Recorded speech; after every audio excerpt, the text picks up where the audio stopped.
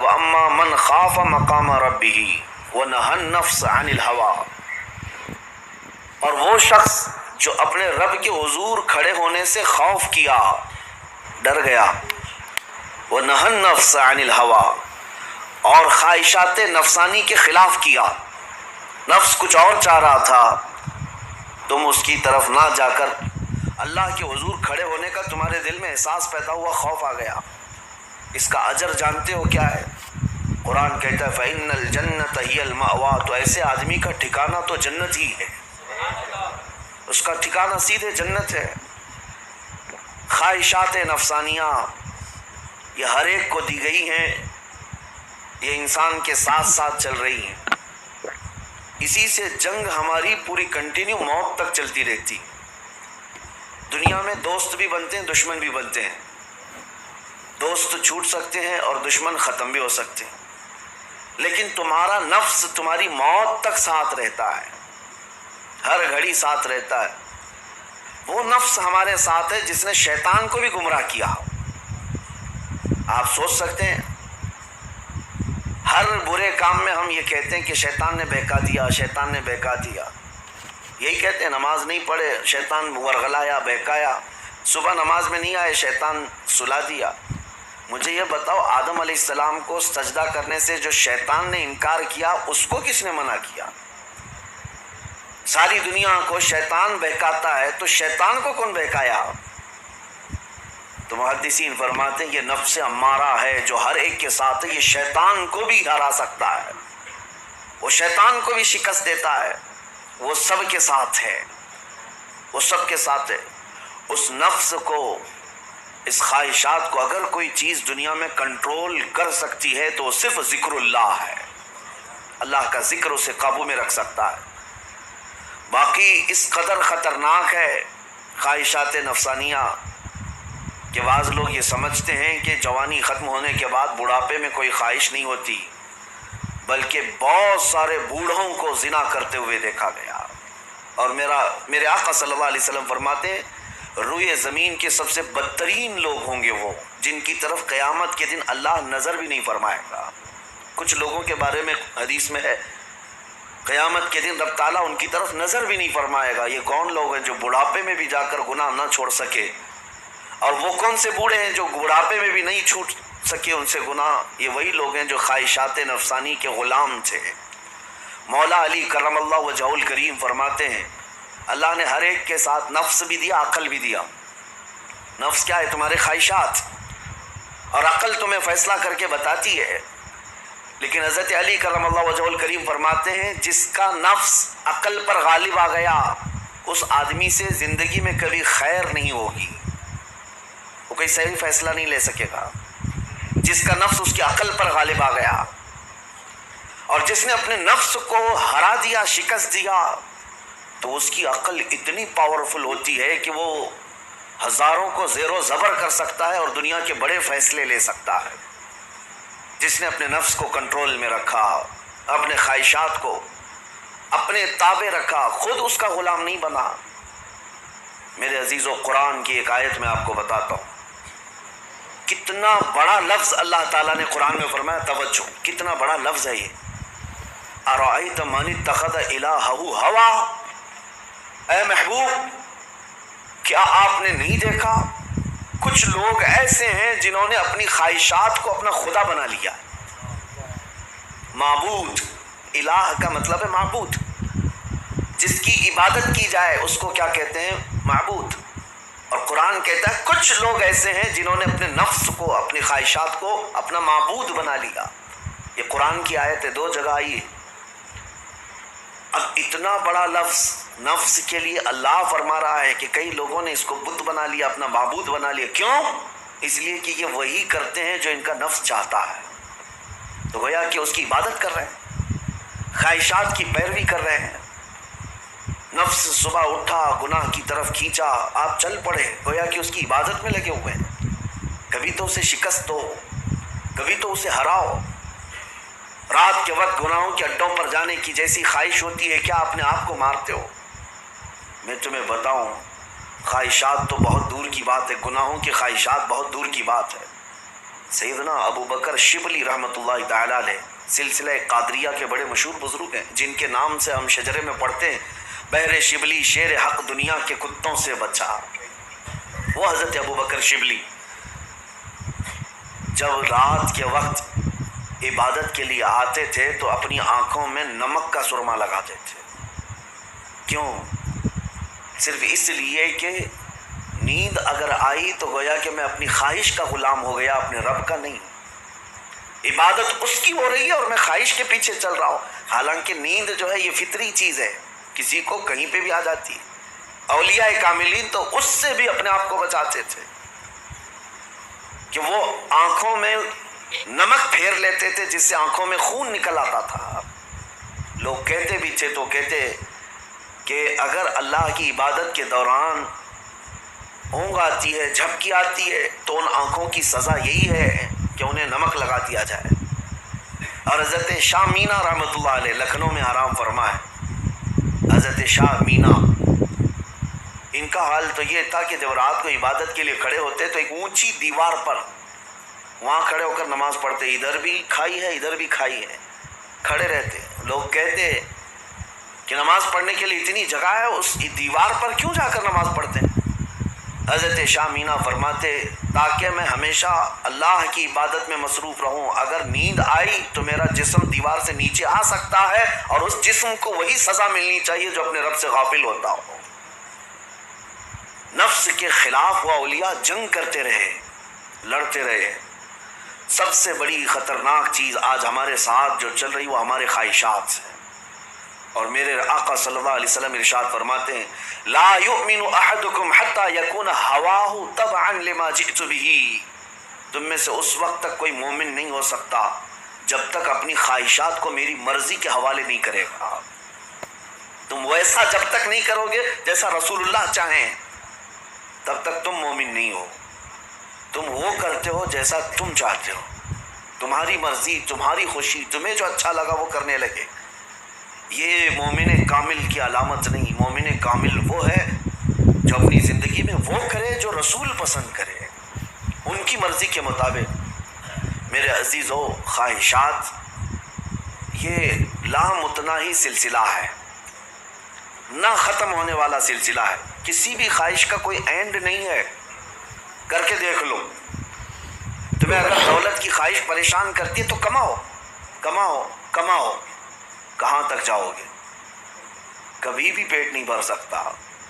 نبی پاک صلی اللہ علیہ وسلم ارشاد فرماتے ہیں قبر کی مٹی ہی اس کا پیٹ بھر سکتی ہے۔ کسی بھی خواہش کا اینڈ نہیں ہے دنیا میں۔ جو خواہشات، مال کی خواہش، میں یہ نہیں کہہ رہا کہ کسی کو مال کمانا ہی نہیں چاہیے، ارے میاں زندگی گزارنے کے لیے ہر ایک کو کمانا ہے، ہر ایک کو کمانا ہے، لیکن میں جس چیز کی مذمت کر رہا ہوں غلام بن کر کے پیچھے بھاگنا۔ جیسے فارسی میں کہا گیا ہے خوردن برائے زندگی اس نہ کہ زندگی برائے خوردن۔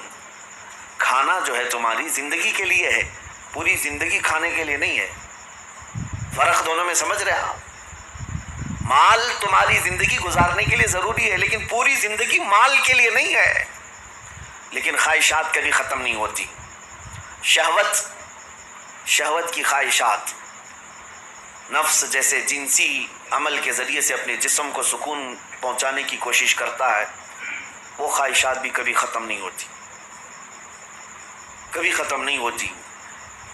اگر اس نے اپنے اس گھوڑے کو، نفس کے گھوڑے کو آزاد چھوڑ دیا تو کہیں پر بھی اس کی خواہشات جا کر رکتی نہیں۔ نہ وہ ایک عورت پر صبر کر سکتا ہے، نہ 10 عورتوں پر، نہ 100 عورتوں پر۔ اگر اس نے اپنے خواہشات کے اس گھوڑے کی لگام نہیں پکڑی تو کہیں اینڈ نہیں ہے اس کا، کہیں اینڈ نہیں ہے۔ مرنے کے وقت بھی یہ خواہشات اسے گناہ کی طرف لے جا سکتی ہیں۔ یہ شرمگاہ کی خواہشات اور زبان کی جو خواہشات ہیں، چٹکارا جس کو کہتے ہیں، لذت، اس کا بھی کوئی اینڈ نہیں۔ میں نے ایک ایسے صاحب کو بھی دیکھا، ان کے بیٹے میرے ساتھی تھے، وہ تو مذاق میں کہتے تھے کہ ان کے باپ آئی سی یو میں تھے، جس دن ان کا انتقال ہونا تھا اس دن بھی وہ بریانی منگوا رہے تھے آئی سی یو میں۔ تو یہ تو ایک نارمل سی بات تھی، ہنس کر کے وہ کہہ رہے تھے، لیکن وجہ یہ تھی کہ وہ ایڈکٹ تھے بریانی کے، کھانے کے۔ گوشت کے، تو ایک لمٹ ہوتی ہے کسی آدمی کی، لیکن اگر اس نے خواہشات کو آزاد چھوڑا تو وہ کہیں پر بھی جا کر نہیں رک سکتا، نہ آئی سی یو، نہ آپریشن، نہ کوئی چیز، اسے کوئی چیز نہیں روک سکتی سوائے موت کے۔ موت آنے تک وہ اپنی خواہشات میں ڈوبا رہے گا، ڈوبا رہے گا۔ خواہشات ایک سمندر ہے، وہ ختم نہیں ہوتا کبھی، اسی لیے میرے عزیزوں جتنا کم ہو سکے سمیٹ لو اپنے آپ کو۔ دنیا تمہیں ہاتھ پاؤں مارنے سے کتنی مل سکتی ہے مجھے بتاؤ، تم زیادہ سے زیادہ کس قدر اپنے آپ کو دنیا میں خوش رکھ سکتے ہو ان خواہشات کو پورا کر کے؟ کبھی نہیں۔ گناہوں میں یہ تمہیں ایسا برباد کر کے رکھیں گے خواہشات کہ تمہارے جسم مفلوج ہو جائیں گے، ایک دن موت کا وقت آئے گا، سارے درد تمہارے نکل رہے ہوں گے، دنیا سے جا رہے ہوں گے لیکن ہزاروں داغ چھوڑ کر جا رہے ہوں گے زمین پر، اور اسی زمین میں دفن ہونا ہے۔ اس لیے اللہ نے قرآن میں فرمایا اپنے رسول سے، اے محبوب کیا آپ نے نہیں دیکھا کچھ لوگ وہ ہیں جو اپنے خواہشات کو اپنا معبود بنا لیا ہے، اپنا خدا بنا لیا ہے، اس کی پیروی کرتے ہیں۔ اب کرنا کیا چاہیے؟ ان خواہشات کا قتل جتنا ہو سکے اس کے خلاف جانا ہوگا۔ ظاہر سی بات ہے یہ رات کے وقت ذکر کی طبیعت کس کی چاہتی ہے؟ وہ لوگ جن پر اللہ فضل فرمائے، ورنہ اکثر کا جسم آرام چاہتا ہے، دنیا کی طرف جسم کھینچتا ہے، لیکن تم نے اس کو ٹھکرایا اور اللہ کے ذکر کو اپنایا، یہ آپ نے اپنے خواہشات کے خلاف کیا ہے۔ اس کے اجر میں کیا ہے؟ سیدھے قرآن کہتا ہے جنت اس کا ٹھکانہ ہے، جنت اس کا ٹھکانہ ہے۔ حضور پاک صلی اللہ تعالیٰ علیہ وسلم فرماتے، جانتے ہو اپنے صحابہ سے اللہ کو سب سے زیادہ پسندیدہ چیزیں کیا ہیں؟ اللہ سب سے زیادہ کیا چیز پسند کرتا ہے بندوں میں؟ اس میں حدیث پاک میں ہے ننگوں کو کپڑا پہنانا، بھوکوں کو کھانا کھلانا، یہ اللہ کو بہت پسند ہے۔ لیکن ایک اور چیز ہے، رب تعالیٰ فرماتا ہے جب دنیا سو رہی ہو اور تم کھڑے ہو جاؤ اللہ کی بارگاہ، یہ اس کو اتنا پسند ہے رب تبارک و تعالیٰ کو، سارے عمل میں ساری اداؤں میں اسے پسند ہے۔ کیوں؟ خالص بندہ رب کے لیے کھڑا ہوا ہے، ساری خواہشات کو چھوڑ کر کے، خواہشات کو چھوڑ کر۔ اب آؤ جن لوگوں نے خواہشات کی پیروی کی ان کی ایک چھوٹی چند مثالیں میں آپ کے سامنے رکھتا ہوں۔ ایسی ہلاکت کہ سب کچھ ختم ہو جاتا ہے۔ میرے عزیزو، سلطان الاولیاء سیدنا غوث اعظم جیلانی بغدادی رضی اللہ تعالیٰ عنہ ارشاد فرماتے ہیں، جس شخص کو اپنی خواہشات پر قابو نہیں، اس کا نفس اسے کفر تک لے جا سکتا ہے، اس کا نفس اسے شرک تک لے جا سکتا ہے اور اسے کافر بنا کر دنیا سے لے جائے گا۔ ایسے حالات بھی ہم نے دیکھے، خواہشات نے انسان کو کافر بھی بنا دیا، کبھی مال کی خواہش، کبھی عورت کی خواہش، کبھی کسی اور چیز کی خواہش۔ اللہ اکبر، وہ صحابہ کیسے تھے جنہوں نے اپنی ساری خواہشات کو میرے مصطفیٰ کی مرضی پر قربان کر دیا تھا، ہر چیز کو قربان کیا تھا، ہر چیز کو قربان کیا۔ آؤ میں تمہیں وہ بات بتا دوں جو سیدنا ابراہیم علیہ الصلوۃ والتسلیم کے متعلق قرآن میں آیا ہے۔ وَإِذْ قَالَ إِبْرَاهِيمُ رَبِّ أَرِنِي كَيْفَ تُحْيِي الْمَوْتَىٰ قَالَ أَوَلَمْ تُؤْمِنْ قَالَ بَلَىٰ وَلَٰكِن لِيَطْمَئِنَّ قَلْبِي قَالَ فَخُذْ أَرْبَعَةً مِّنَ الطَّيْرِ فَاصْرُهُنَّ إِلَيْكَ ثُمَّ اجْعَلْ عَلَىٰ كُلِّ جَبَلٍ مِّنْهُنَّ جُزْءًا ثُمَّ ادْعُهُنَّ يَأْتِينَكَ سَعْيًا۔ قرآن کہتا ہے ابراہیم علیہ السلام نے ایک بار اللہ کی بارگاہ میں ذکر کیا کہ مولا تو مرے ہوئے لوگوں کو دوبارہ کیسے زندہ کرتا ہے؟ اللہ نے پوچھا کیا ابراہیم تمہیں اس بات پر یقین نہیں ہے؟ عرض کیا مولا یقین ہے لیکن آنکھوں سے دیکھنا چاہتا ہوں، تو مردے زندہ کیسے کرتا ہے؟ رب تعالیٰ نے فرمایا 4 پرندے لے لو، ان کو ذبح کرو، ان کا گوشت پورا قیمہ بنا کر مکس کر لو، اور 4 پہاڑوں پر تھوڑا تھوڑا سب کا گوشت رکھ کر کے آؤ، اور پھر ان پرندوں کے نام لے کر پکارو، وہ اڑتے ہوئے آئیں گے۔ حضرت ابراہیم علیہ السلام نے 4 پرندے لیے، ایک کوا، ایک مرغا، ایک کبوتر اور ایک مور۔ ان 4 پرندوں کا ذکر ہے، کوا، کبوتر، مرغا، مور۔ یہ 4 پرندے ذبح کیے، سب کا گوشت مکس کیا اور 4 پہاڑوں پر رکھ کر آئے اپنی جگہ پر۔ ان کی سب کی منڈیاں ان کے پاس تھی، سر ان کے پاس تھے۔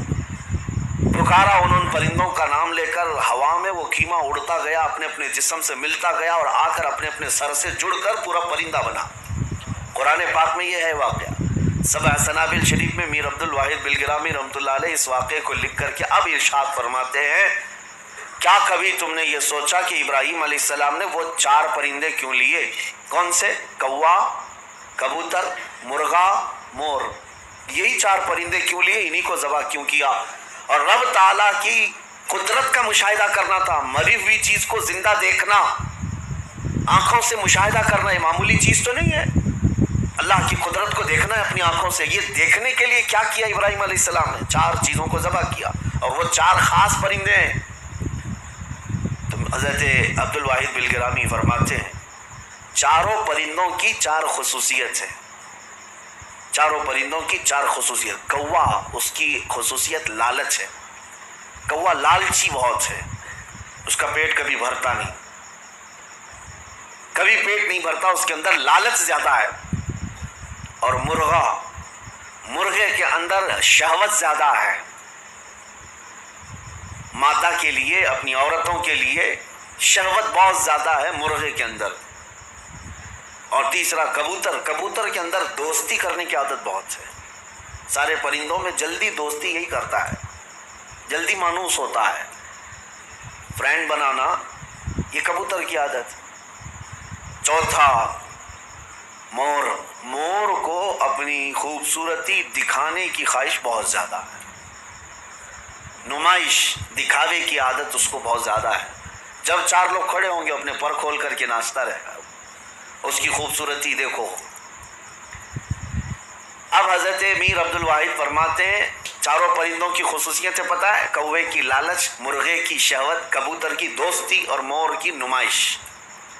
فرماتے ہیں حقیقت میں ابراہیم علیہ السلام نے جانوروں کو ذبح نہیں کیا، ان کے اندر موجود بری عادتوں کو ذبح کیا. ابراہیم علیہ السلام نے کوے کو نہیں لالچ کو ذبح کیا، مرغے کو نہیں شہوت کو ذبح کیا، کبوتر کو نہیں بلکہ ایرے غیرے کی دوستی کو ذبح کیا، مور کو نہیں دکھاوے کو ذبح کیا. اور جب بندہ یہ 4 بری عادتوں کو ذبح کرتا ہے مولا اس کو اپنی قدرت کے مشاہدے کراتا ہے. رب تبارک و تعالیٰ کی قدرت کے وہ مناظر دیکھ سکتا ہے. مردوں کو زندہ کیسے کیا جاتا ہے یہ دکھایا جائے گا. اس آیت میں ایک بہت بڑی عبرت کی بات ہے کہ اللہ کے نبی کو یہ حکم دیا گیا. اس طرح میرے عزیزو اگر ہمارے اندر موجود یہ خواہشات، یہ سب کا تعلق خواہشات سے ہے، لالچ، شہوت، دوستی اور ریاکاری، سب کا تعلق نفس سے ہے. یہ سب کا تعلق نفس سے ہے. لالچ کو ختم کر لو، شہوت کو ختم کر لو، کنٹرول میں رکھو. اور دوستی کے لیے بہت سارے لوگوں کو برا لگ رہا ہوگا، کیا دوست نہیں بنانا چاہیے؟ یقیناً دوست بناؤ. میں آپ کا دوست ہوں، آپ میرے دوست ہیں. یہ دوستی کس بنیاد پر ہماری بنی ہے؟ صرف اور صرف اللہ اس کے رسول کی بنیاد پر. جو دوستی اس بنیاد پر بنی ہو وہ دوستی جنت تک لے جائے. اور جو دوستی صرف حرام کاریوں کی بنیاد پر بنی ہے، قیامت کے دن کچھ لوگ تو بیچارے یوں ہی جا رہے ہوں گے دوزخ میں. وہ کچھ کیے نہیں تھے، وہ یوں ہی جا رہے تھے. کیوں؟ قرآن کہتا ہے وہ چلا رہے ہوں گے یا ویلتا لیتنی لم اتخذ فلانا خلیلا، اے کاش میں فلاں کو دوست نہیں بنایا ہوتا تو اچھا ہوتا، اس نے گناہ کیا، پکڑ میری بھی ہو رہی ہے، پولیس چھاپا مارتی ہے. اور جو گناہوں میں ملوث ہے یا غیر قانونی کاموں میں ملوث ہے اس کو تو دھر دبوچتی تو ہے ہی ہے، لیکن پھر کنیکشن دیکھتی ہے کس کے ساتھ، یہ کس کے کانٹیکٹ میں تھا، پھر ٹریک کیا جاتا ہے. کہاں ٹریک کر کے اٹھاتے رہتے. ابھی ہمارے علاقے میں 6 مہینے پہلے کچھ وائلیشن ہوا تھا جس میں پکڑتے 150 تک کو لے کے گئے، صرف اس لیے کہ مین آروپی جو کام کیا تھا اس کو انہوں نے موبائل میں ادھر ادھر فارورڈ کیا تھا یا صرف دیکھ کر کے اپنے پاس محفوظ کیا تھا. گناہ میں برابر کے شریک دنیا میں سمجھے جا رہے ہیں. تو دوستی میرے عزیزو یہ خواہشات پر اگر ہے تو یہ جہنم میں لے جانے والی ہے. اور ریاکاری یہ بھی بہت خطرناک چیز ہے. جس نے ریا کیا، دکھاوے کے لیے کوئی بھی کام کیا، قیامت کے دن سب اس کے منہ پر مار دیا جائے گا. اب آؤ خلاصہ میں آپ کو بتاؤں. خواہشات کو اگر کنٹرول پر نہ رکھا گیا تو سنو، دو روایتیں میں آپ کو بتاتا ہوں. اگر انسان اپنے خواہشات کو کنٹرول میں نہ کیا تو وہ جانور سے زیادہ ذلیل ہوتا ہے. یہاں تک کہ بزرگوں نے لکھا ہے کہ وہ اپنی ماں سے زنا کر سکتا ہے اور بیٹی سے بھی زنا کر سکتا ہے اگر اس نے خواہشات کو اپنے قابو میں نہیں رکھا. وہ سب کچھ کر سکتا ہے اور ہوا ہے دنیا میں اور ہو بھی رہا ہے. یہ ہمارے لیے حیرت کی بات ہے، تعجب کی بات ہے، اس لیے کہ ڈر لگتا ہے. لیکن بے شمار ایسے معاملات موجود ہیں میاں، یہ تو ہم معاذ اللہ نعوذ باللہ پڑھ رہے ہیں اس بری خبر کو سن کر تمہیں حیرت ہوگی. کچھ ایسے لوگ ہیں جو کورٹ میں آئے ہیں بھائی بہن شادی کرنے کے لیے، اجازت مانگنے کے لیے، سگے بھائی اور بہن. اور اتنا ہی نہیں بلکہ عرب ممالک میں خود ہو کر کے آیا، کئی گھروں کے اندر یہ بے حیائیاں موجود ہیں. بہنوں کو محفوظ رکھنے کے لیے بھائیوں سے دور کیا جا رہا ہے. کیوں؟ خواہشات پر کنٹرول نہیں، انہیں ڈر ہے اپنے سگے بھائی سے. اسی کی ماں سے پیدا ہوا بھائی، اس سے خاتون ڈرتی. یہ ان علاقوں میں نے دیکھا ہے، ان علاقوں میں اگر میری بات غلط ہو تو مجھے بتانا ہو. عرب ممالک کی بات میں کر رہا ہوں. کئی گھروں میں خواتین اپنے سگے بھائیوں سے ڈر کر کے رہتی کہ وہ اکیلا پائیں تو ہماری عزت کے ساتھ کچھ بھی کر سکتا ہے. اللہ کی پناہ. یہ کب ہوتا ہے؟ جب خواہشات کے گھوڑے کو آزاد کر دیا جائے. یہ کبھی قابو میں نہیں آئے گا، یہ کبھی قابو میں نہیں آئے گا. اس کو قابو میں کرنے کے لیے دنیا کی طاقتیں، کوئی انجیکشن اور ٹیبلٹ نہیں. اس کو صرف اور صرف اللہ کا ذکر کنٹرول میں لا سکتا ہے، قابو میں لا سکتا ہے. جب تم اللہ کے ذکر میں شامل ہو جاؤ یا خود سے کرو، نفس اپنے خواہشات سے باہر نکلتا ہے اور تمہارے دل کے اندر ایک قرار اور سکون آتا ہے. تم توبہ بار بار کرتے رہو گے اور اس سب سے نکلنے کی بار بار خواہش کرتے رہو گے. اور اس کو چھوڑ دو، دیکھو کتنے خواہشات جنم لیتے ہیں، کتنے خواہشات جنم لیتے ہیں. اسی لیے نبی پاک صلی اللہ تعالیٰ علیہ وسلم نے ارشاد فرمایا، خواہشات انسان کو کہاں لے جاتی ہیں. شاید ایک 7-8 سال پہلے کی بات ہے. مہاراشٹر کا ایک علاقہ ہے، ایک شہر ہے، بڑا مشہور شہر ہے. اب چونکہ مجھے کچھ بھی بولنا مشکل ہے، ساری چیزیں وائرل ہوتی. کوئی بھی اس جگہ کے لوگ اس کو غلط انداز میں نہ محسوس کریں. پہلے میں ہر چیز آپ کے سامنے ظاہر کرتا بولتا تھا. ایک شہر ہے، میں نے باضابطہ وہاں کی رپورٹ دیکھی تھی، آج بھی میرے ذہن میں وہ پہنچتی ہے. 4 عورتیں، مسلمان عورتیں تھیں، قبرستان میں رات کے وقت جایا کرتی تھی. یہ بات تو لوگوں کو معلوم ہونے لگی. بعد میں کچھ لوگوں نے ان کا پیچھا کیا کہ آخر یہ کیوں جا رہی ہیں. تو ایک دن کچھ لوگوں نے جا کر کے دیکھا تو قبر کو کھود کر کے اس کے اندر اترتی ہیں اور پورے کپڑے اتارتی ہیں، ننگی ہو کر اپنا پخانہ ایک دوسرے کا کھاتی. نعوذ باللہ من ذالک. یہ کتنا گھناؤنا عمل ہے، بولنے میں 1000 بار شرم آئے. کیوں؟ یہ پکڑا گیا اور پوچھا گیا آخر کوئی جانور بھی تو نہیں کرتا ایسا. تو پکڑ کر کے تفتیش کرنے کے بعد پتہ چلا کہ ان کی خواہش تھی کہ وہ سفلی عمل پر قبضہ حاصل کر لے. سفلی عمل پر، جادو پر کنٹرول حاصل کرنے کے لیے وہ چاہتی ہیں کہ یہ عمل کیا جائے. ان کو کسی بابا نے بتایا جتنا یہ گندا عمل کرو گے اتنا تم پاورفل جادوگر بن سکتے ہو. یہ خواہشات ہیں، یہ خواہشات ہیں. تم صرف اور صرف لوگوں میں اپنا تھوڑا سا رتبہ بڑھانے کے لیے سحر، سفلی اور جادو کے طریقے کو اپنانے کی کوشش کرتے رہے اور وہ حاصل کرنے کے لیے کتنا گرے. اور ممبئی شہر کا ایک محلہ ہے، یہاں پر بھی یہ خبر میرے پاس جو آئی اس کے افراد آج بھی موجود ہیں. یہ خواہشات ہیں. ایک بابا کو سفلی عمل کے اندر مہارت حاصل کرنے کے لیے روزانہ بستر پر خنزیر کو ساتھ سلانا پڑتا ہے. یہ اس سے بڑا عذاب کیا ہے جو دنیا میں تو خود جھیل رہا ہے. لیکن میں اس کا دوسرا رخ یہ بتاتا ہوں کہ اگر خواہشات پر کنٹرول نہیں تو انسان جانور سے زیادہ ذلیل ہوتا ہے، بہت گرتا ہے. ایسے بھیانک کام اس سے صادر ہوتے ہیں جو ہمارے وہم و گمان میں بھی نہیں آتے، سوچ میں بھی نہیں آتے. یہ نفس کا گھوڑا بہت تیز دوڑتا ہے. اس کو عقل پر غالب آنے نہ دینا کبھی، ان خواہشات کو اپنے دل پر یا اپنی عقل پر غالب آنے ہرگز نہ دینا، ورنہ اتنے بھیانک کام یہ کروا جاتا ہے۔ اللہ اکبر، اللہ اکبر۔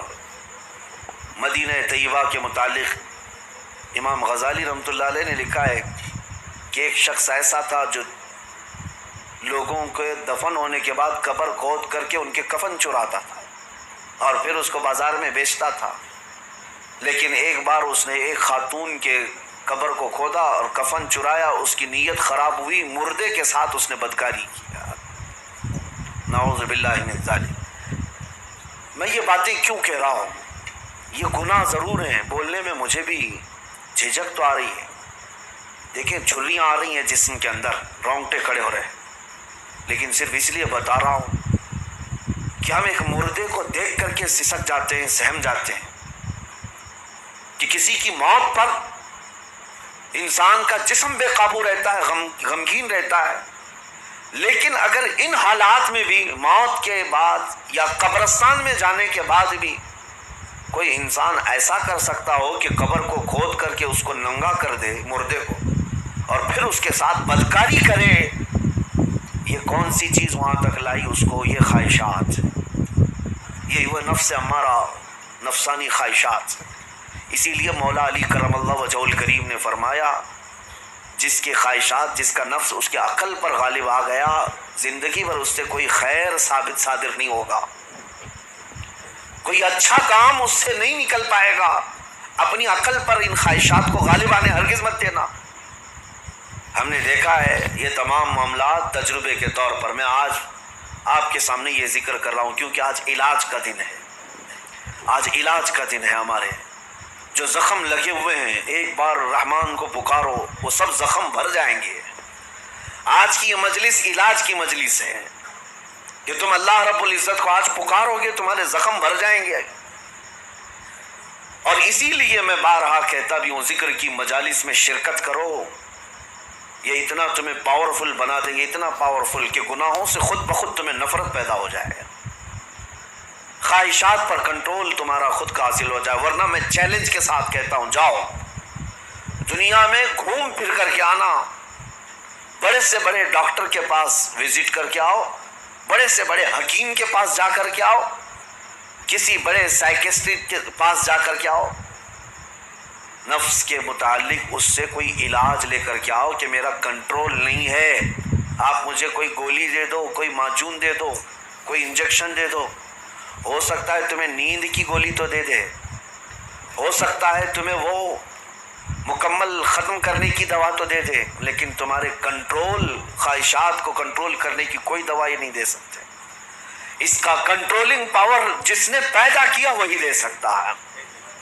اسی لیے میں آپ کو بتاؤں، اب تم اپنے نفس کے کنٹرول کے لیے کس سے مدد مانگو گے؟ کس سے مدد مانگو گے؟ سنو توجہ سے، اعوذ باللہ من الشیطان الرجیم پڑھتے ہیں آپ، اعوذ باللہ من الشیطان الرجیم، جس کا مطلب کیا ہے؟ میں اللہ کی پناہ مانگتا ہوں شیطان مردود سے، کہ اللہ مجھے بچا لے، کس سے؟ شیطان مردود سے مجھے بچا لے۔ یا آپ کس سے پناہ مانگ رہے ہیں؟ کس کی بارگاہ میں پناہ مانگ رہے ہیں؟ اللہ کی بارگاہ میں، کہ مولا تو مجھے پناہ دے دے۔ اس کے متعلق حکیم احمد یار خان نعیمی رحمۃ اللہ علیہ فرماتے ہیں، اس کی مثال یوں سمجھو، جیسے کسی کے ہاں آپ ملنے کے لیے گئے، اس نے گھر کے باہر کتا پال رکھا ہو حفاظت کے لیے یا کسی کام کے لیے، دشمنوں کے لیے یا کسی بھی غرض کے لیے کتا پال رکھا ہو، اور آپ گئے گھر کے باہر کھڑے، کتا بھونکنا شروع کر دیا، دروازے میں جا ہی نہیں پا رہے، آپ اس کتے کو کنٹرول کیسے کرو گے؟ آپ اپنے دوست کے گھر اندر جا رہے ہیں لیکن کتا باہر ہے، کتا جیسی قریب جاتے ہو بھونکتا ہے، اب آپ دروازے کے اندر جانا چاہتے ہیں تو اس کتے پر کنٹرول کیسے پاؤ گے؟ رسی ڈالو گے اسے، پتھر مارو گے، جتنا مارو گے اتنا اچھل کود کرے گا۔ اس کا سیدھا سا طریقہ یہ ہے، جس کا کتا ہے اسے بلاؤ۔ حکیم احمد یار خان نعیمی رحمۃ اللہ علیہ فرماتے اسی کو پکارو، بھائی ذرا باہر تو آ جاؤ، اور وہ جب آئے گا، مالک کو کتا اچھی طرح پہچانتا ہے، وہ اس کو کنٹرول میں کر دے گا، اس کو تھوڑا سا اپنی آواز میں ہٹا دے، سائیڈ میں کتا ہٹ جائے گا، دروازہ کھلا ہے آ جاؤ، دوست اپنے دوست سے ملاقات کر لے گا، لیکن اس بیچ والے کتے کے کنٹرولنگ کے لیے کتے کے مالک کو ہی پکارنا ہوگا۔ اسی لیے حکیم احمد یار خان نعیمی رحمۃ اللہ علیہ فرماتے ہیں نفس ایک کتا ہے جو تمہیں تمہارے رب کے دروازے پر جانے سے پہلے بھونکتا ہے، دروازے میں کھڑا ہو جاتا ہے، نہیں جانا مسجد، نہیں جانا اس ذکر پر، نہیں جانا ان محافل میں۔ اس کتے پر کنٹرولنگ کیسے حاصل ہوگا؟ فرمایا گیا اسی لیے تم اس کتے کے مالک رب ذوالجلال کو ہی پکارو، پیدا تو اسی نے کیا ہے، رب تبارک و تعالیٰ نے پیدا کیا ہے، اور وہی تمہیں اس پر قبضہ بھی دے گا۔ اسی کے متعلق فرمایا گیا اللہ نے پہلے ہی قرآن پڑھنے سے پہلے حکم کیا دیا، یہ پڑھو اعوذ باللہ من الشیطان الرجیم، میں اللہ کی پناہ مانگتا ہوں شیطان مردود سے۔ آج ہم اسی لیے اس مسجد میں آئے بھی ہیں۔ میں نے نفس کے متعلق جو باتیں ذکر کی، یقیناً نفس نے بہتوں کو اندھا کر دیا، بہتوں کو برباد کیا، بہتوں کو گمراہ کیا، کئی کو کافر کیا۔ جو کفار و مشرکین ہیں نا، وہ صرف نفس کی سنتے ہیں، اگر حقیقت میں وہ تمام مشاہد اور مناظر میرے رب ذوالجلال کی قدرت کے نفس کو چھوڑ کر کے دیکھتے تو ایمان ضرور لاتے، ایمان ضرور لاتے۔ وہ نفس کی پیروی کر رہے ہیں اور نفس کی خواہشات لوگوں کو کافر بنائے رکھی ہے۔